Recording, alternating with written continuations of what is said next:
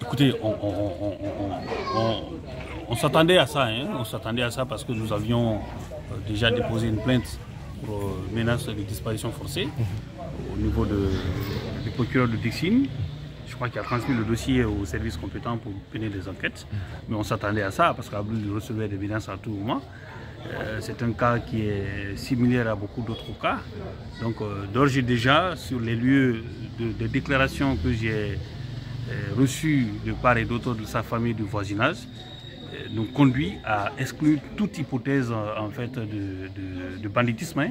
C'est clair que ceux qui sont venus l'enlever étaient des personnes qui étaient encagoulées et qui avaient effectivement des tenues en treillis et d'autres avec des armes, plusieurs pick-up. Ils étaient très nombreux, c'était une dizaine qui étaient venus. Donc je pense que ça s'est passé à un moment où le voisinage même d'abord a été interpellé. Certains ont été arrêtés, ligotés, pour leur demander d'indiquer le domicile de Abdoul. Donc en lui montrant même sa photo. Et le mode opératoire est extrêmement tensionneux parce que n'ayant pas pu en fait défoncer la porte, ils sont passés par le plafond, ils ont perforé et entré là-dedans. C'est là où ils l'ont interpellé, le gifler, le ligoter et l'emporter. Je pense que déjà il faut exclure toute hypothèse de banditisme, parce qu'en réalité ce qui s'est passé, c'est on ne peut pas agir comme ça à 4 h du matin. Et voilà, et tout le voisinage, les témoignages recueillis quand même révèlent qu'ils doivent nous dire où se trouve Abdoul. Voilà, c'est ce que nous souhaitons. Et quelle est la démarche qui suivra? La prochaine étape? Alors déjà, moi, dès que j'ai été informé le matin, j'ai appelé immédiatement le procureur de Dixine.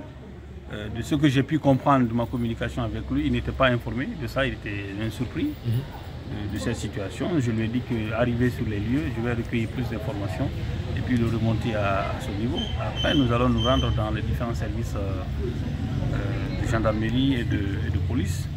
Et nous espérons que nous allons le retrouver dans ces lieux-là. On ne veut pas que la longue liste des disparitions forcées puisse s'allonger. Parce qu'Abdoul n'est pas un bandit, il n'est pas en conflit avec qui que ce soit. Il n'a pas besoin de se cacher, qu'on vienne le cueillir. Ce n'est pas un homme riche hein, qu'on va venir chez lui pour dérober. La preuve, c'est que là où il est logé est entouré de belles maisons hein, où on pouvait potentiellement penser que ces personnes seraient riches. Donc les bandits auraient pu viser ces gens-là pour qu'Abdoul. Abdoul était un leader d'opinion qui exprime ses convictions. Donc la menace de disparition forcée des plaintes que nous avons déposées avaient un lien avec ces activités d'activistes de la société civile.